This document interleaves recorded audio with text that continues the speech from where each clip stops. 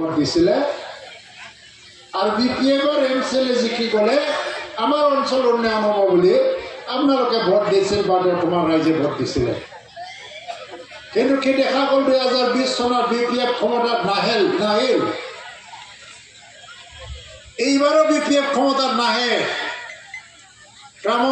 কাৰণ প্ৰমোদ বড়োৰ নেতৃত্বত বিটিচি অঞ্চলত সম্পূৰ্ণ শান্তি আহিছে, উন্নয়ন হ'ল, ৰেলৱে কোচ ফেক্টৰী হ'ব, ইণ্ডো ভূটান ৰেলৱে ট্ৰেক হ'ব, ৰেল লাইন হ'ব,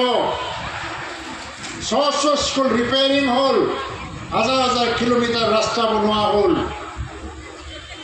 NDAP কেডাৰসকলৰ পুনৰ সংস্থাপন হ'ল, লাখ IAYৰ ঘৰ দিয়া হ'ল, আজি অৰুণোদয় দিয়া হ'ব, যোৱাবাৰো দিছে এইবাৰো দিব। তাৰপিছত বিটিচি আয়ন চাই বিধানকে, জ্ঞান চৰম বিধানকে, আলাৰী চৰম বিধানকে, বিভিন্ন বিধানকে আঁচনি প্ৰদান কৰা হ'ল। প্ৰায় 2.5 লাখতকৈ বেছি মানুহক মাটি পট্টা দিয়া হ'ল। আৰু আটাইতকৈ ডাঙৰ কথা, উগ্ৰবাদ শেষ হৈ গ'ল। বিটিচি অঞ্চলত এতিয়া AK-47ৰ গুলিত মানুহ নমৰে, বিটিচি অঞ্চলত এতিয়া বোমা নুফুটে, বিটিচি অঞ্চলত এতিয়া গোষ্ঠী সংঘৰ্ষ নহয়। বিপিএফৰ 17 বছৰ কালত গোষ্ঠী সংঘৰ্ষ হৈছিল, ৰাজনৈতিক হিংসাৰ কাৰণে মানুহ মৰিব লগা হৈছিল, আৰু উগ্ৰবাদ শেষ হোৱা নাছিল। হাগ্ৰামা মহিলাৰীয়ে এই সমস্যাবিলাক সমাধান কৰিবৰ কাৰণে একো কাম কৰিব নোৱাৰিলে। কিন্তু প্ৰমোদ বড়ো 20 চনৰ পৰা ক্ষমতাত বহাৰ পিছত উগ্ৰপন্থীৰ জন্ম হোৱা নাই, বৰঞ্চ উগ্ৰপন্থীসকলে আহি মূলসুঁতিত যোগদান কৰিবলৈ আজি শান্তিৰ প্ৰক্ৰিয়াত আগুৱাই গৈছে আৰু উন্নয়নৰ কাম কৰিছে। তাৰ কাৰণে নৰেন্দ্ৰ মোদী, অমিত শ্বাহ, অসমৰ মুখ্যমন্ত্ৰী ডক্টৰ হিমন্ত বিশ্ব শৰ্মা তেখেতসকলে যে প্ৰমোদ বড়োৰ নেতৃত্বতে শান্তি ইয়াত স্থাপন হ'ল, স্থায়ী শান্তি আহি গ'ল, উন্নয়ন হ'ল। আৰু এই স্থায়ী শান্তিটো আকৌ দীৰ্ঘম্যাদী কৰিবৰ কাৰণে প্ৰমোদ বড়োৰ নেতৃত্বত কাম কৰাৰ প্ৰয়োজন। ইয়াত উন্নয়নৰ ধাৰাটো লৈ যাবৰ কাৰণে প্ৰমোদ বড়োক সুবিধা দিব লাগে, তেওঁলোকে কৈ আছে। সেইকাৰণে আপোনালোকে ধৰি লওক, UPPL দলৰ পৰা যিমানে নিজিকক, অলপ কম জিকিলেও বেছি জিকিলেও চৰকাৰ প্ৰমোদ বড়োৰ নেতৃত্বতে হ'ব, প্ৰমোদ বড়োৰ নেতৃত্বতে কাউন্সিলত চৰকাৰ হ'ব, অন্য দলৰ নেতৃত্বত কোনো চৰকাৰ নহয়। আপোনালোকে এইটো জানি থওক।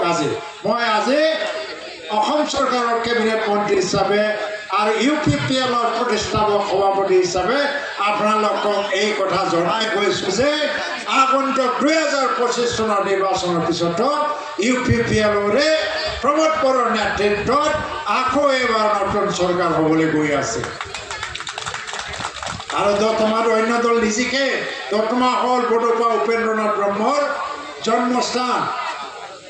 বডোপা উপেন্দ্ৰনাথ ব্ৰহ্মই ইয়াতে জন্ম লৈছিল, ইয়াৰ পৰা সংগ্ৰাম আৰম্ভ কৰিছিল। তেখেতৰ অৱদানৰ কাৰণে আজি BTC গঠন হৈছে, BTR গঠন হৈছে।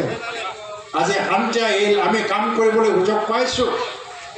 দতমা UPPLৰ হাততে আহিব।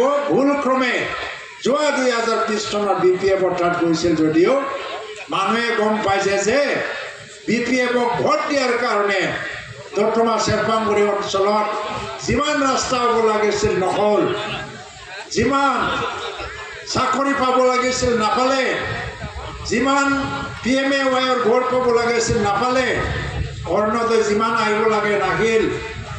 বহুত কাৰণত ইয়াত উন্নয়ন পিছ পৰি থকা আমি দেখিবলৈ পাইছোঁ। এইবাৰো যদি ভুলক্ৰমত মানুহে আকৌ BPFকে জিকাই দিয়ে, ভুলতে যদি BPFক বেছি ভোট দি পেলাই আকৌ যদি জিকাই দিয়ে, 5 বছৰ আকৌ ভুগিব লাগিব।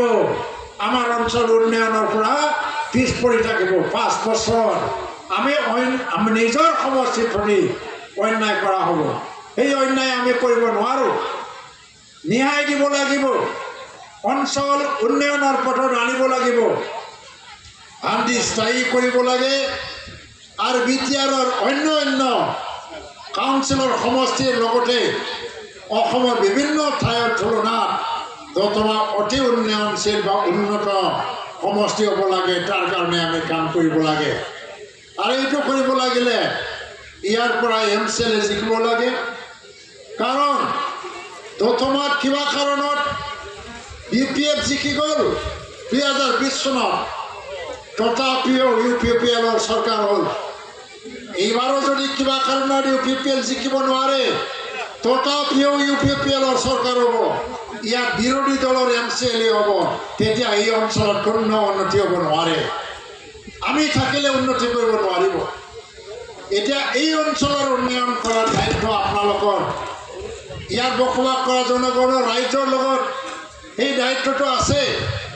আপোনালোকে বিচাৰে নেকি দতমাই যুগে যুগে পিছ পৰি থাকক? আপোনালোকে বিচাৰে নেকি দতমা উন্নতি হ'ব নালাগে?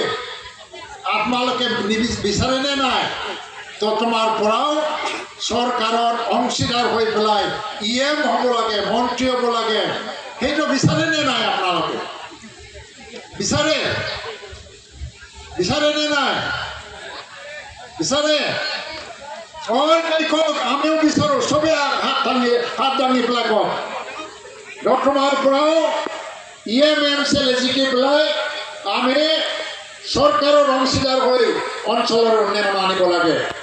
তেতিয়াহ'লে আমি চবেই মিলি পেলাই UPPLৰ কেণ্ডিডেটক জয়ী কৰিব লাগে। অৰুণোদয়ৰ কথা কৈছে। অৰুণোদয়ত